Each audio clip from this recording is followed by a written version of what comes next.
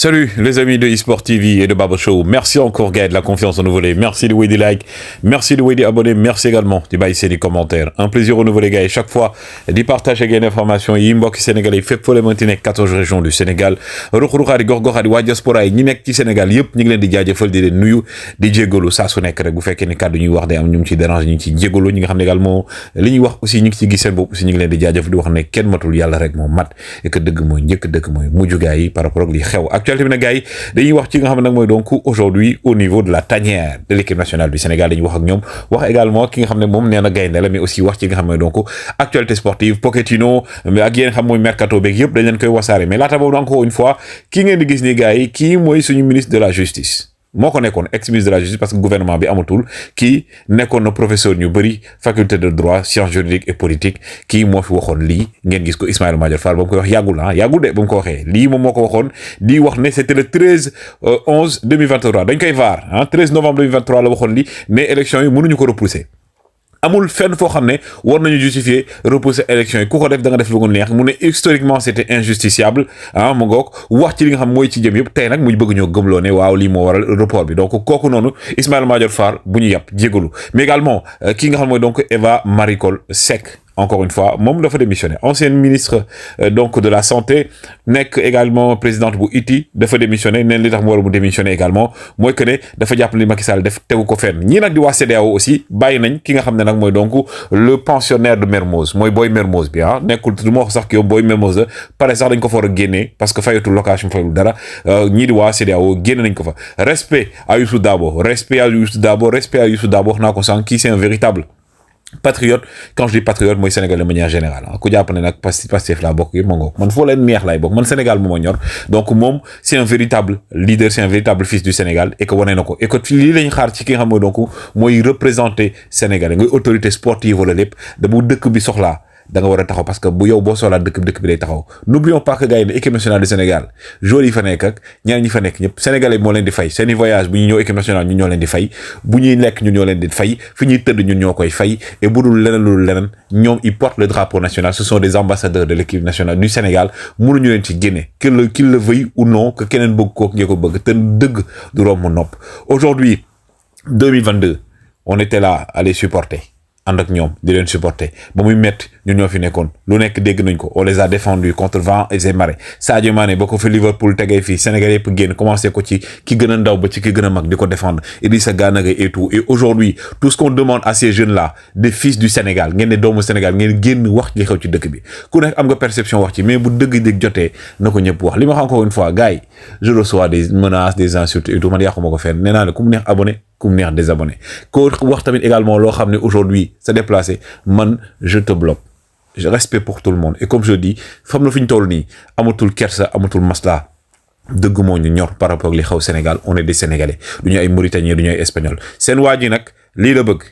seen waa ji lii la bëgg ñu koy bañ a dégg dafa bëgg a màggatee ak nguur gi dafa bëgg dee ak nguur gi li ko waral nag après naa leen tëgg benn vidéo boo xam ne gars yi seetaan loon ko benn waay xaritam la xarit bi waa ji si boppam journaliste la moom nee na dafa bañ diine gi dafa bañ religion musulmane xaritu ki nga xam ne mooy donc Macky Sall nee na vendredi bi passé wax na ak Macky Sall te li ko Macky Sall wax ne ko Macky Sall bëggut a jóge ci nguur gi li tax bëggut a jóge nguur gi nee na bu fa jógee ay islamistes ñoo koy jël et tout nee na li Macky Sall wax tegugul fenn te xaritam la te moom dafa bañ islam déglu leen ko information yi nag ci kanam la ma laata boobu bëgg déglu bañ déglu pour ñu ko bañ a déglu bu la neexee ngeen zappé mais on continue ici encore balaa ñu fi ñëw déglu leen bu baax gars yi. Manifestement, il ne veut pas quitter le pouvoir, premièrement, et deuxièmement, c'est une des motifs qui dit, il a très peur que le pouvoir tombe dans des mains qui sont des mains islamistes. Ah, Yves, vous qui vous occupez beaucoup de l'Afrique dans le quotidien Le Figaro, pas que, vous faites bien d'autres choses, mais vous avez réussi à lui parler quelques instants vendredi soir au président sénégalais Macky Sall. Oui, je l'ai eu au téléphone. Que vous a-t-il dit? Quelle était son idée, son projet? Je lui ai demandé, mais comment vous faites et comment se fait-il que je lui ai demandé de se justifier d'une certaine façon, tout journaliste que je suis, mais pourquoi il fait ça? Il n'y avait aucune raison de faire ça. En plus, Macky Sall est précédé d'une république. Normalement, d'un point de vue constitutionnel, après 12 ans de pouvoir, en avril, le 2 avril prochain, normalement, il n'a plus le droit. Il n'a plus le droit d'être président. Donc, le fait de repousser. C'est pour ça qu'il demande le vote. Ça a entraîné la curiosité. Parce que je parlais tout à l'heure d'islamisme, ça peut peut-être paraître un peu abscon quand on n'a pas de décor. C'est qu'il y a un candidat extrêmement populaire, dont il avait peur d'ailleurs qu'il remporte l'élection. Pas lui, mais son dauphin, parce que lui aussi avait un dauphin. Un type qui s'appelle Ousmane Sonko, qui était en prison, qui n'avait pas le droit de se présenter, il avait désigné un dauphin qui montait considérablement dans les sondages. C'est Roufaille. Et qui qui pouvait gagner éventuellement l'élection. Et c'est ça que ne voulait pas non plus. Un candidat islamiste. Pas présenté comme ça, mais qui avait quand même des relents islamistes. Je voudrais quand même vous montrer ce soir. Ça n'existe pas. Mais vous Moi, je déteste la religion. Mais non, mais vous tenez très bien. Il m'est arrivé de prendre le bus, en France, de prendre le bus ou un bateau où il y avait quelqu'un avec un voile et je suis descendu. Vous savez, la CEDEAO aurait dû faire tout simplement un communiqué pour accueillir le nouveau putschiste civil en son sein, parce que c'est de ça qu'il s'agit. C'est tout simplement un coup d'État constitutionnel qui a été perpétré hier par le président Macky Sall. Et c'est pas encore entériné, hein, parce que regardez, justement, les religieux, la classe politique, les syndicats, le conseil constitutionnel. Non, je vais vous aider. Je vais vous aider. Ouais. Ce n'est même pas entériné. Vous avez raison. Et je vais vous aider. Même le décret. Ouais. Donc, Macky Sall a évoqué dans son discours. Vous avez vu, M. Khalifa Sall dit qu'il attend la publication. Ouais. Parce qu'il se dit aujourd'hui au Sénégal que ce décret n'existe pas parce qu'il n'a pas encore été contresigné, ce que la loi l'exige, par le Premier ministre, Amadou Ba. Donc, apparemment, il y avait des tractations là-dessus. Mais, lorsque vous prenez le communiqué de la CEDEAO, qui prend note de ce qui du report et qui, dans des termes diplomatiques, appelle, je précise, parce que c'est très important. Non, elle prend note d'abord il y a 3 paragraphes, je les ai vus. Elle prend note d'abord du report, ensuite elle dit qu'elle est préoccupée par les conditions de ce report, mais elle prend note d'abord du report. Maintenant, et je le rappelle parce que Monument l'a évoqué, l'article 2 du protocole sur la démocratie et la bonne gouvernance de la CEDEAO. Aucune réforme substantielle de la loi électorale ne doit intervenir dans les 6 mois précédant l'élection sans le consentement. Mais plus important, c'est écrit noir sur blanc. Le point 2, les élections à tous les niveaux doivent avoir lieu aux dates et périodes fixées par la Constitution et la loi électorale. Et la Constitution sénégalaise est claire en la matière. Depuis 1963, article 27, la durée du mandat du président est établie. Article 31, on dit quand le mandat termine, quand ça doit être. Et mieux, j'aime beaucoup cet article 92, alinéa 4 de la Constitution sénégalaise. te da ngay gis ay nitam nitu jàmm la non du nitu jàmm franchement doxul jàmm waxul jàmm parce que Macky Sall ni muy comporté woo. bañ koo topp mooy def nan. bañ koo topp mooy li jarul xët-xët parce que réew mi président Macky Sall fu ñu ko toppee fitna lay indi parce que topp ko mooy ne ko du fi am wan ko ci moyens yi nga xam ne mooy moyens yi nit ñi di lutter ci buñ tollee ci politique maanaam moyens yi mu doon wutee moom réew mi parce que soxlaatul ñu fiy fàttali moom ni mu doon wutee réew mi lu ne la ko jaraloon ba alkaati yi buñ taxawee seen kanam fël leen bu ko bëggee def pale la ñu koy fekk Macky Sall la diggante bi dara changé wu fi ci loo xam ne tey permettre ñu ko opposition mais xoolal exemple bi gën a gàtt et ça m'a énormément touché Macky Sall ak ñooñom 2012 31 janvier pourtant ñoom ñoo nekkoon place de l'Obélisque